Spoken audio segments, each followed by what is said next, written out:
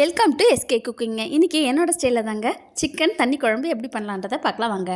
அதுக்கு வந்துட்டு எல்லா மசாலா நான் அரைச்சி தாங்க போட போகிறேன்.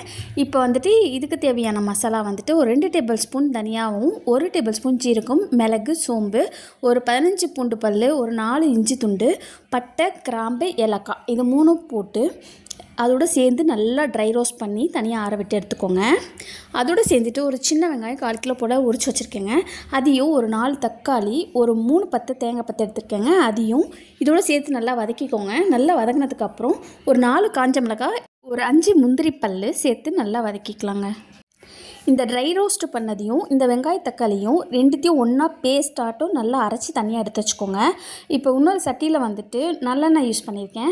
ஒரு 3 டேபிள் ஸ்பூன் நல்லெண்ணெய் ஊற்றிட்டு இப்போ சிக்கனை இதில் ஆட் பண்ணிக்கலாம். இதில் வந்துட்டு ஒரு 1/4 டேபிள் ஸ்பூன் அளவு கரம் மசாலா போட்டுக்கலாங்க. இதுக்கு தேவையான சால்ட்டு, இதுக்கு தேவையான மஞ்சத்தூளும் போட்டுக்கலாம்.